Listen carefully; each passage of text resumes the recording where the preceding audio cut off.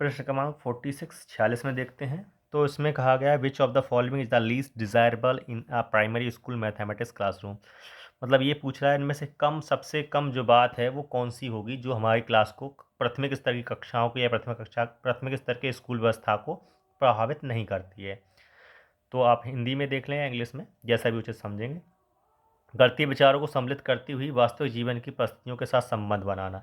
तो देखो भैया, ये तो महत्वपूर्ण बात होती, कहीं ना कहीं गणित जब हम पढ़ा रहे होते हैं तो वास्तविक जीवन की परिस्थितियों के साथ संबंध बनाने के लिए तो हम गणित पढ़ा रहे हैं बच्चों को, है ना।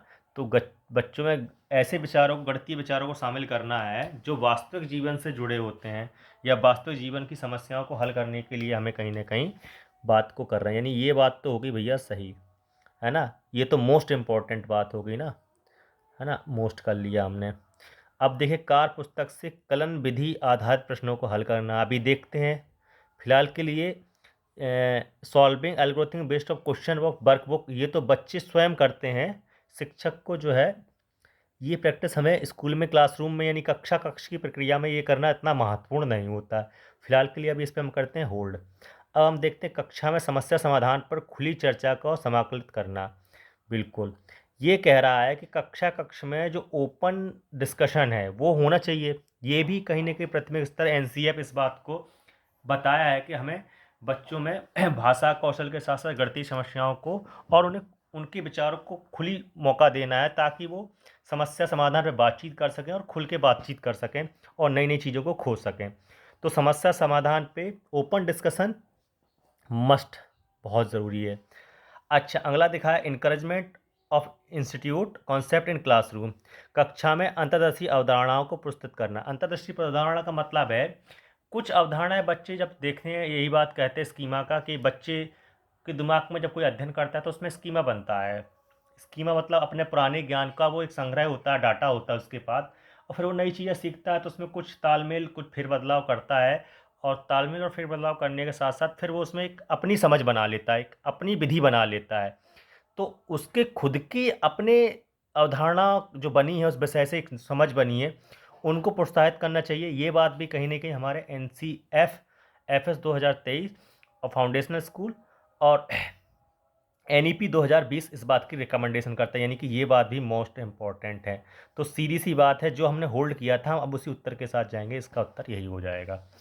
देखते हैं अगला प्रश्न। अगला प्रश्न में कहा गया है which of the following is are appropriate in the context of the social perspective of assessment. Social perspective of assessment in mathematics, मतलब गणित के क्षेत्र में आप सामाजिक सामाजिक पृष्ठभूमि यानी सामाजिक दृष्टिकोण को देखना चाहते हैं तो उसके लिए क्या करना चाहिए। Bring the experience of the children outside the school in assessment. सीधी सी बात है, जब आप बच्चों में सोशल पर्सपेक्टिव के साथ यानी सोशल कंस्ट्रक्टिव जो होता है, एक शिक्षक जो सोशल कंस्ट्रक्टिव है, तो उसके अंदर क्या करना है कि यदि बच्चों में हम जब तक बाहर के उसको एक्सपोजर नहीं देंगे, वातावरण का एक्सपोजर नहीं देंगे, तब तक उसमें चीज़ें नहीं आएगी। तो सीधी बात, स्कूल बच्चों में स्कूल के बाहर के अनुभव का आकलन लाना है। सीधी ये बात भी फॉलो करती है। अगली बात देखते हैं हम इसमें। अगली बात ये कह रहा है कि मेकिंग स्टैंडर्डाइज टेस्ट। अगला लिखा using folk algorithm from different culture. बिल्कुल, विभिन्न संस्कृतियों में लोक प्रचलित प्रणालियों एल्गोरिथम का उपयोग करना, जैसे कहीं कहीं लोकल है। बुंदेलखंड क्षेत्र में हम देखते हैं कभी कभार वस्तुओं का जो आदान प्रदान होता है वो मन में होता है। मन वैसे तो एक परिभाषित इकाई होती है। कभी कभार और भी, जैसे छत्तीसगढ़ झारखंड जैसे रीजन में देखेंगे आप, तो लोग धान लेने के लिए एक ठो बर्तन रखते हैं। उस बर्तन के हिसाब से ही डंका बोलते हैं उसको, उससे माप तोल करते हैं। तो ऐसी एल्गोरिथम या लोक प्रणालियाँ जो प्रचलित हैं उनको भी हमें बढ़ावा देना चाहिए। यानी कि दो बात तो बहुत हो रही, जबकि स्टैंडर्ड टेस्ट भी सही हो जाता है यदि ए और बी के साथ सी होगा। तीनों वैसे सही हैं। अब हम देखते हैं स्टैंडर्ड टेस्ट बनाना मतलब बना सकते हैं बातचीत करते हैं, लेकिन बहुत ज़्यादा महत्वपूर्ण नहीं है सामाजिक दृष्टिकोण से। सामाजिक दृष्टिकोण के कंडीशन में ये चीज़ गलत हो जा रही है, क्योंकि हमें टेस्ट से ज़्यादा उनके बाहर का अनुभव देना है, लोक प्रणाली और संस्कृतियों से परिचित कराना है, यही सामाजिक दृष्टिकोण होता है। तो देखते हैं ए ओनली बी, नहीं ये तो बिल्कुल गलत है। ए और बी, चूँकि बी इसके साथ आ गया है इसलिए ये गलत हो गया है। ओनली ए ओनली ए कैसे हो सकता, क्योंकि सी भी तो सही है, इसलिए ऑप्शन डी के साथ हम जा रहे हैं, जो कि ऑप्शन हमारा ए और सी है ना। ऑप्शन ए और सी के साथ जा रहे हैं। बी तो पूरा पूरा गलत हो गया, ऑप्शन ए भी बी की वजह से गलत हो गया, और ऑप्शन ए केवल एक ही नहीं क्योंकि सी भी है इसलिए ये है। अगला प्रश्न देखते हैं, प्रश्न क्रमांक 49। 49 में कहा गया है निम्नलिखित में कौन सा गणित के संदर्भात्मक समस्याओं के विषय में सबसे कम उपयुक्त है। लीस्ट डिज़ायरेबल की बात कर रहा है या लीस्ट अप्रोप्रिएट की बात कर रहा है यहाँ पे भी। तो देखते हैं, ये बच्चों के गणितीय निर्देशन की क्षमताओं को विकसित करने में सहायता करती है। बिल्कुल ट्रू बात है ये भैया, कि गणित का जो perspective contextual problems in mathematics जो होती हैं, कॉन्टेक्स्ट से जुड़ी हुई प्रॉब्लम्स जो होती हैं, वो कहीं ना कहीं क्या करती है, निर्देशन का काम करती हैं और निर्देशन क्षमताओं की बात विकसित करने का काम करती हैं। अब देखते हैं, अगला बात कह रहा है कि इनको हल करते समय बच्चे सही उत्तर प्राप्त करने पर ध्यान केंद्रित करते हैं। देखो, कॉन्टेक्सुअल प्रॉब्लम में क्या होता है, बच्चे हल पे नहीं बल्कि समाधान पे जाते हैं। हल का मतलब होता है यथिष्ट उत्तर, और समाधान का तात्पर्य होता है कि उसके संभावित उत्तर क्या हो सकता है, या संभावित समस्या का हल निदान क्या हो सकता है।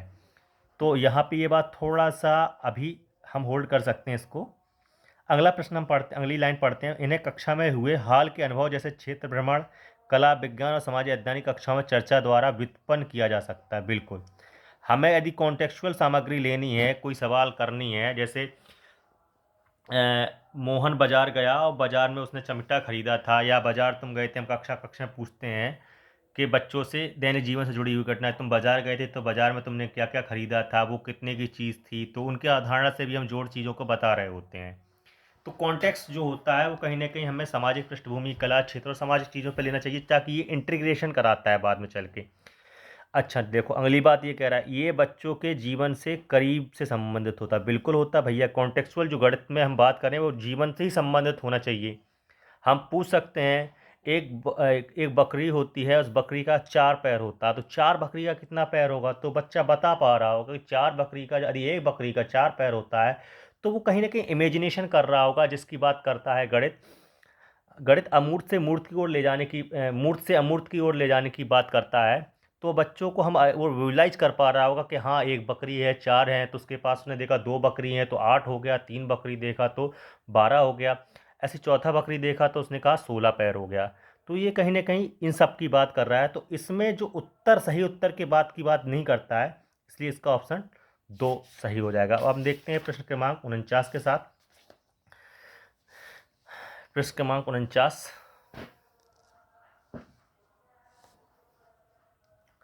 प्रश्न क्रमांक 49 कहता है, देख पा रहे होंगे आप लोग, नीचे दिए गए अभिकथन और कारण चिन्हित हैं, है ना। कुछ कथन दिए गए, कुछ कारण दिए गए, और बताना है कि वो एक दूसरे से किस प्रकार संबंधित है। तो आंकड़ों का निरूपण और विश्लेषण का परिचय प्राथमिक स्तर पर दिया जाता है, और उसको प्राथमिक स्तर पर सशक्त करना महत्वपूर्ण। बिल्कुल सही बात है। जैसे हम कहते हैं कि सोमवार था, ट्यूसडे था, वेडनेसडे था, नहीं, सप्ताह के 7 दिन थे, Monday, Tuesday, Wednesday, Thursday, Friday और सैटरडे एंड संडे। संडे नहीं था, संडे छोड़ के 7 6 इन दिनों क्लास लगी। इन दिनों क्लास में कितने बच्चे आए। मान लो कोई एक छोटे स्तर का स्कूल है, जितने बच्चे आए हैं तो उनके लिए उतने ही यहाँ पे बिंदु बनाओ, ठीक है। तो वो मान लो बिंदु बना रहा है, तो ये मान लो सोमवार को कक्षा में 5 बच्चे आए थे, उसके बाद आए 2 बच्चे, फिर उसके बाद आए 3 बच्चे, फिर गुरुवार को 2 ही बच्चे रह गए, 3 बच्चे 4 बच्चे हो गए, फिर ऐसे ऐसे 7 बच्चे हो गए। फिर अब आप देखेंगे तो ये कहीं ना कहीं उसने डाटा का रिप्रेजेंटेशन किया है, निरूपण किया है ना। डाटा रिप्रेजेंटेशन हो गया। आप इसका एनालिसिस कैसे हो सकता है प्राथमिक स्तर पे, हम बच्चे से प्रश्न कर सकते हैं कि बताओ इनमें से किस दिन बच्चे सबसे कम आए थे। तो वो देख पा रहा होगा गोलों की संख्या सबसे कम कहाँ लगी हुई है, तो गोलों की संख्या सबसे ज़्यादा कम जो लगी हुई है वो मंगलवार के दिन लगी हुई है। तो उसका जवाब आ रहा हो कि भैया मंगलवार को सर जो है बच्चे कम आए होंगे। क्यों कम आए होंगे? क्योंकि हर बच्चे के लिए हम एक गोला लगा रहे थे वाइट बोर्ड पे, ब्लैक बोर्ड पे, है ना। अब यदि हम देखेंगे तो उससे अगला प्रश्न ये भी हो सकता है, अच्छा ऐसे कौन से दिन थे जिन पे बच्चों की, जो बच्चे आए थे वो लगभग सबसे अधिक आए थे? तो सबसे अधिक आएगा तो वो देखेगा कौन सा गोला, शनिवार, है ना। ऐसी कई सारे प्रश्न बन सकते हैं जो इन पे, यही जो प्रश्नों पे जो आंकड़े देख के, निरूपण देख के, आंकड़ों का रिप्रेजेंटेशन, डाटा का रिप्रेजेंटेशन देख के जो वो आंकड़ों से जो समझ विकसित कर पा रहा है, समझ निकाल पा रहा है, उसी को हम क्या कह रहे हैं? Data analysis. तो ये बात तो पहली बात तो है सत्य, यानी ए सत्य है, ये सत्य है, ये सत्य है, यानी ऑप्शन ए वहाँ से एलिमिनेट हो गया हमारा। ऑप्शन हमारा कैसे हो गया? पहला वाला एलिमिनेट हो गया। अब देखते भी, आंकड़ों का विश्लेषण प्राथमिक स्तर बच्चों द्वारा मुख्यतः पढ़े लिखे गणितीय तथ्यों की निश्चित प्रकृति के विपरीत उन्हें सूचना की अनिश्चितता और परिवर्तनशीलता के प्रति अभिदर्शित करता है। Data analysis expose children at primary level to uncertainty and changeability in information as oppose to the fixed nature of the mathematical fact that mostly study. सीधी सही बात है ये। प्रकृति के विपरीत, तथ्यों की निश्चित प्रकृति, तथ्य कहते होते हैं निश्चित होते हैं, जबकि डाटा क्या होता है? अनिश्चित हो सकता है, अनसर्टेन हो सकता है, अप्रत्याशित हो सकता है किसी अगले वाले दिन। अब उससे हम पूछें कि भाई संडे को बच्चे कितने आएंगे, तो संडे को एक भी बच्चा नहीं आया, एक भी बच्चा नहीं आया। तो अनिश्चित हो सकते संडे को यदि विशेष कक्षा लगाई जाए या विशेष अनुमति दें तो सारे बच्चे आ जाएं, ज़्यादा बच्चे आ जाएं, तो ये अनिश्चित होती है। और उसमें चेंजेबिलिटी यानी परिवर्तनशीलता भी दर्शाती है, यानी ए और आर दोनों ए और आर दोनों सत्य, और ए का सही कारण जो है वो बी है।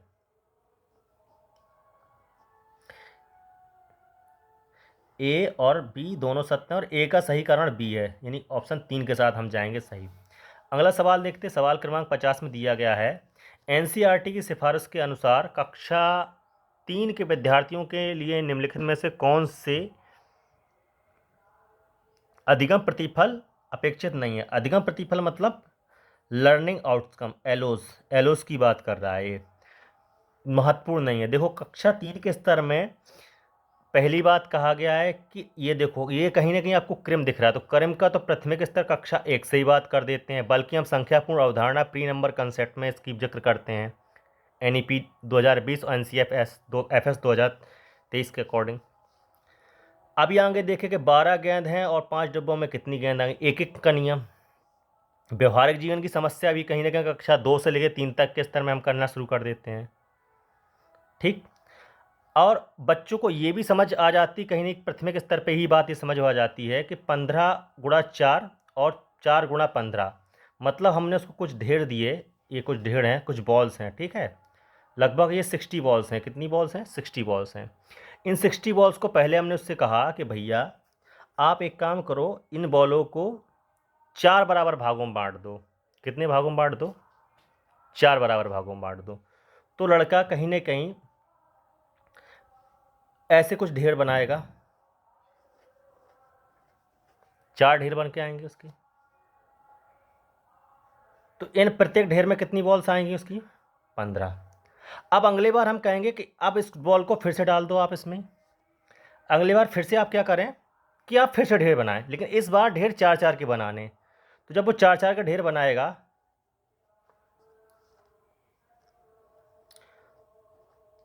ऐसे बॉल्स रखेंगे कुछ इसमें, अब हर ढेर में कितनी निकल के आ रही होंगी? 4 बॉल निकल के आ रही। तो ऐसे ढेर कितने निकल के आ रहे होंगे? ऐसे ढेर निकल के आ रहे होंगे 15। तो वो समझ पाएगा कि 15 × 4 या 4 × 15, मतलब बात तो एक ही है फिक्स। ये बात भी सही हो गई, कहीं ना कहीं क्रम की बात भी सही हो गई। अब ये देख रहे हैं भिन्न, भिन्नों का भागफल तक तो नहीं जाते, भिन्न की समझ या भिन्न से वो क्या समझता है, ये पहली दूसरी स्तर तक में तो उसको आ जाता है, तीसरी स्तर तक में भी आते हैं, हम उनके जोड़, साधारण जोड़ तक भी बात करते हैं। लेकिन ये जो कॉम्प्लिकेटेड है कि भिन्नों के भाग तक की बात करें, हल करें, इसकी बात हमारा एनसीईआरटी सिफारिश नहीं करती कक्षा 3 के स्तर के लिए। तो हमारा ये उत्तर सही हो जाएगा, है ना। अगला प्रश्न देखते हैं हम, प्रश्न क्रमांक 51 आप लोगों को दिख रहा होगा, देखिए प्रश्न क्रमांक 51 कह रहा है कि निम्नलिखित में कौन सा गणितीय कथन सही है। तो देखते हैं, गणित केवल अवलोकन और प्रयोगों पर आधारित है। केवल शब्द, हमेशा कुछ नेगेटिव टैग वर्ड्स होते हैं, उनको भी आप ध्यान रखेंगे तो उनसे भी आपको CTET में मदद मिलती है। केवल बात नहीं होती, गणित अवलोकन, प्रयोग और समाधान की बात करता है, और प्रश्न निर्माण की बात करता है, समस्या निर्माण की बात करता है, संभावित हल की बात करता है, दैनिक जीवन अप्लाई की बात करता है, संरेखण की बात करता है, अप्रॉक्सीमेशन की बात करता है, और कई सारी बात करता है ना। तो ये बात भी गलत हो गई। पूर्ण संख्याओं के लिए शून्य एक गुणात्मक तत्समक है। तो देखें, पूर्ण संख्याएं मान लो क्या होती हैं हमारी, 0 1 2 3 ये होती हैं। इनमें से किसी के साथ यदि 0 का गुणा करते हैं तो उसके मान में परिवर्तन नहीं होना चाहिए, ये कहने का मतलब है तत्समक का। तो भैया जैसे ही 0 का किसी संख्या के साथ गुणा होता है तो 0 क्या कर देती है, उस संख्या को 0 ही बना देती है। इसका तात्पर्य ये है कि कहीं ना कहीं जो 0 है वो 0 is called the multiplicative identity of the 4 whole numbers. नहीं, मल्टीपल आइडेंटिटी नहीं कहलाएगी, क्योंकि वो उसके मान को 0 कर देगी। अब देखते कम्युटेटिव लॉ होल्ड्स। भाग की संक्रिया के लिए क्रम विनिमय नियम सत्य है? नहीं है सत्य। जैसे इसका मतलब है कि 2 में हमने भाग दिया, जैसे संख्या है 12, 12 में भाग दिया 2 से, तो 2 से जब भाग दिया तो भागफल जो आ रहा है उस कंडीशन में आ रहा है 6 और शेष आ रहा है 0। और जबकि भाजक क्या है, 2 है, और भागफल क्या है, 12 है। ये भाज्य है और ये भाजक है ना। 2 से भाग दिया 12 में, 2 छके 12, शेषफल आया 0। लेकिन क्या इसका उल्टा क्रम विनिमय संभव है क्या? 12 से हम भाग देंगे 2 में तो क्या हमारे पास 6 भागफल आएगा? नहीं आएगा। इसलिए ये बात भी हमारी गलत हो जाती। अब बची बात तीसरी, तो तीसरी ऑटोमेटिक ही सही हो जाएगी। चौथी अब भी देख भी लेते हैं। पूर्ण संख्याओं के लिए शून्य एक योग तस्मक है, बिल्कुल सही बात है। 0 1 2 3 4 5 ये हमारी होल नंबर्स हैं। होल नंबर्स में आप 0 जोड़ देंगे, 0 जोड़ देंगे होल नंबर्स, 0 के साथ 0 जोड़ेंगे तो भी रिजल्ट 0 है। 1 के साथ 0 जोड़ेंगे तो 1। इसके मतलब रिजल्ट पे कोई डिफरेंट नहीं पड़ रहा है, कोई अंतर नहीं आ रहा है। इसका मतलब यही हमारा जवाब सही है। अगला सवाल देखते हैं हम, सवाल क्रमांक 53। सवाल क्रमांक 53 में कहा गया है एक बच्चा 503 को 5003 लिखता है। देखो बात भैया, कितना लिखता है, 5003 लिख रहा है। बच्चे को नहीं पता कि संख्या शब्दों में कैसे लिखी जाए। यहाँ शब्दों की बात नहीं कर रहा है,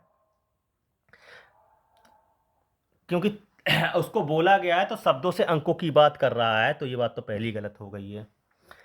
अगली बात देखो, तीसरा, बच्चों को अंकों की पहचान सीखने की जरूरत है। अंकों को पहचान तो है ही, जब वो 5 कह रहा है तो 5 लिख रहा है, 100 कह रहा है तो 100 का भी मतलब वो कहीं ना कहीं लिख रहा है, और 3 कह रहा है तो 3 का ही बात है। तो इसका मतलब ये बात सही है, उसको पहचान है बच्चे को पहले से।